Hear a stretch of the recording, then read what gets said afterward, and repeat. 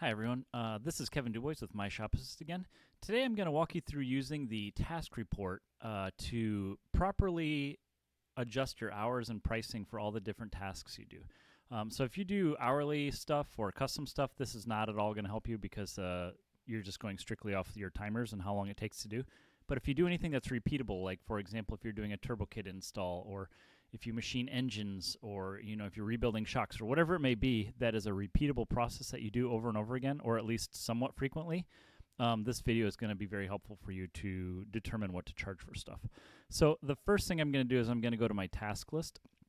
And here it's going to be really important to make sure that you have tasks that are named appropriately for what you're doing. And so like I have a whole bunch of them in here: brakes, cooling, detailing, driveline. If I go further back in here, we've got like powder coating, machine shop work. So if I go back a page, I've got all my like machining steps, surface block, sleeve block. So this is just kind of give you an idea of what you should name stuff. So if you need help naming your stuff, obviously just give me a shout. I have templates for shops, and I also have different ideas to build out that task list so that it's kind of unique names for the steps you're doing.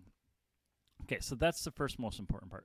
The second important part of this is when you add these tasks to a job, you have to go into that job and you have to run timers on it. So if you are not running timers on this stuff, again, the task report is not going to help you.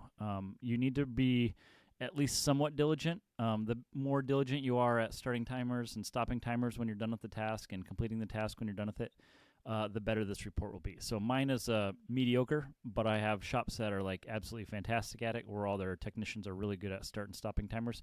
And there are shops that don't ever do it. So if you just don't care how long it takes you to do something, then by all means, you don't need to run a timer on it.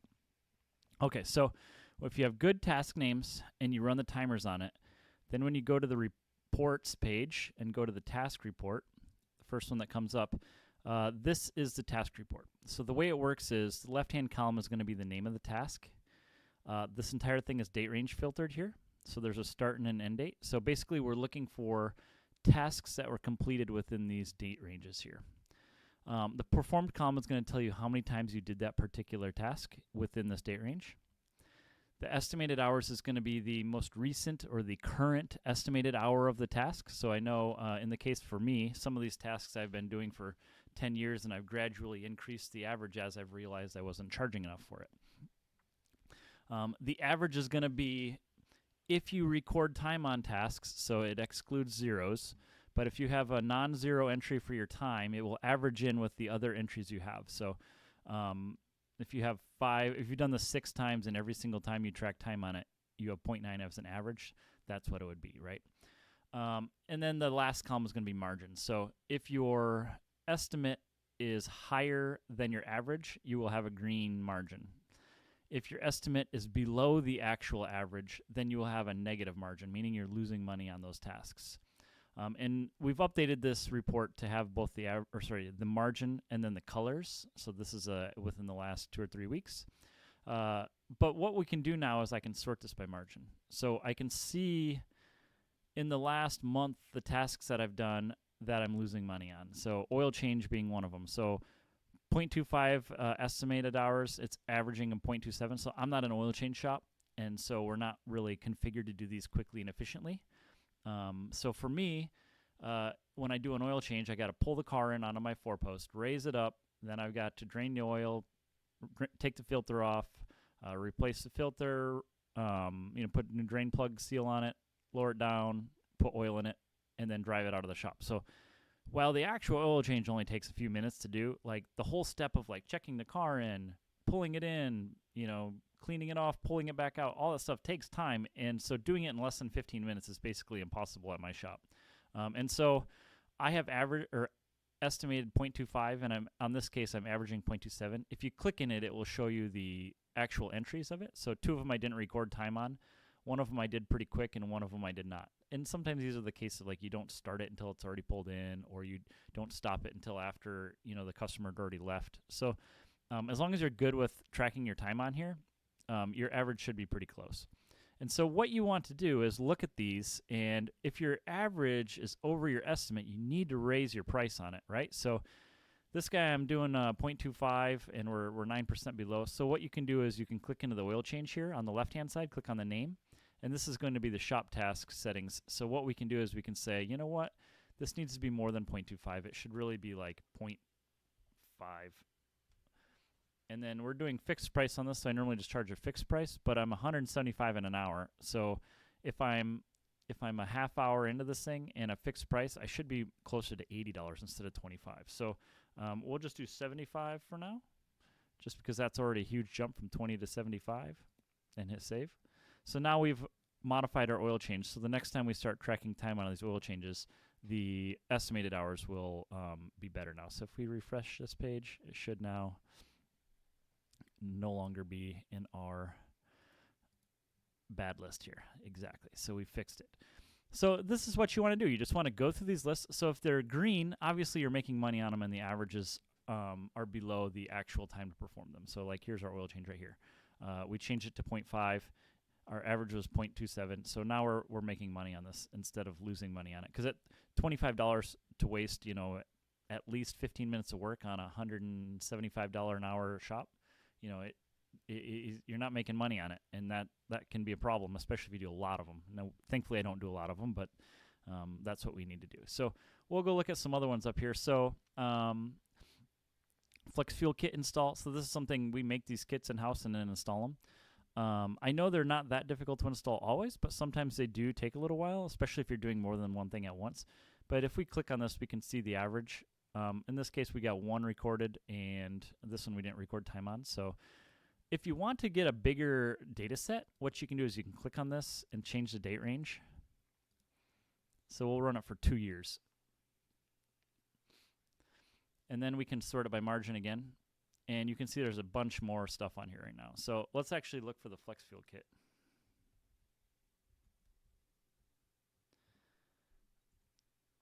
And we can see the Flex Fuel Kit install. Here we go. We've done 32 of them. 1.5 hour estimate, 1.42 hour average. So actually we are profitable on it. It's very tight. And so that guy is pretty good. We could probably leave it there. If we wanted to have a little more margin instead of just 0.08 hours, we could bump it up to maybe like 2 hours. And so if we click on this guy and change our estimate hours to be 2, and at 175 an hour, it needs to be about 350. Hit save. Now that guy should be more appropriately charged instead of being right on the edge there. So we can remove this, run our filter again, and look through these. So let's look at some more of them on here, right? So dyno rental, this one's a tough one for me to actually get a good average on, because sometimes I'm renting it for one customer. It might take it all day, and one person might just do one pull on it. So this one I'm not going to worry about, because this is also usually a hourly rate task. But if we're looking at maybe like what's something that's custom on here? Oil pressure gauges. These guys can be a pain in the butt to install sometimes. So we've done 5 of them, 2.38 hours. Let's look at, we just got one average, so we'll just exclude this one. Catch can install. Here we go. 3 of them, 1.5 hours estimated, 2.62 hours average. We click into this guy. Okay, this is good. We got 2 of them, 3.7 hours to do it, one on an Evo 10, 1.5 to do it on Evo 8. If we average these, both of them are going to be over 1.5. So we're definitely undercharging for the catch can install. So let's go ahead and adjust this to be, we could run it at around 2.5 to start. So if we change this to 2.5, and our cost will be now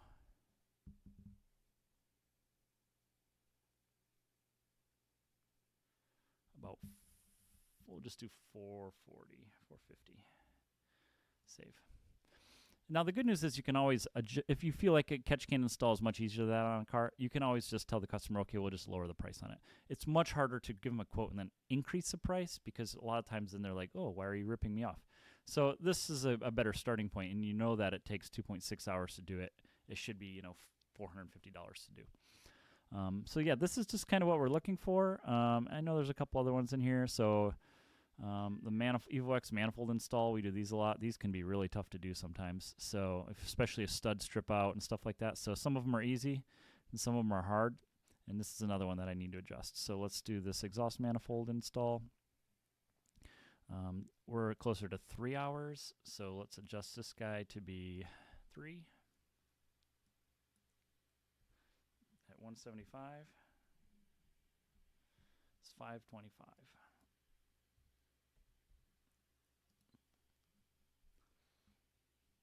And then there's another one if we do a hot side. This one I was looking at earlier. This one is another good example. 4.1 hours average, 3.5 actual. Let's raise this guy because this actually requires you to do the manifold. So we'll take this one and put it at 4.5. Make it 700. That's a good point for that one. This is basically taking the turbo off, and for the turbo we charge 900. So that's what we're doing. This report will help your shop be profitable.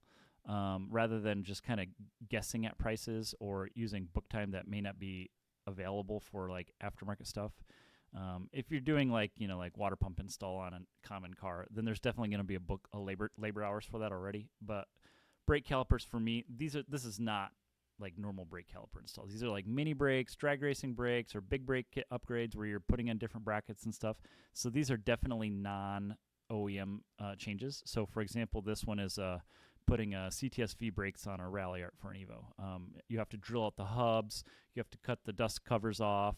You have to use different wheel spacers to make it all fit. New brake lines, bleed it all. So it's quite complex, and it's not your just average, swapping out a brake caliper. And then another one, this one right here is going to be mini brake kits in the rear, and I take the whole hub off to modify it so that the brake discs would fit over top of it because they're smaller. And so this takes a lot longer. And so these average out over time, but when we look at that, 2.4 hours out of 2 estimated, we really need to be closer to 3 on this. So let's go ahead and change this guy to 3 hours and adjust our price to 525. Okay, so this will get us closer. So if we refresh this whole thing again, some of these are going to drop off the list, and we'll now have a better range of pricing on this. And basically just want to go through this whole list and make sure everything looks or seems correct. Obviously exclude outliers. If you forget to stop a timer, or you don't run enough timers on it, there may not be necessary to adjust your prices until you're sure of what it should be. But in general, if you're good with your timers, these timers should be really good help for averaging out your times. So that's it. This is just how to use your task report to adjust your pricing at your shop. Thank you very much.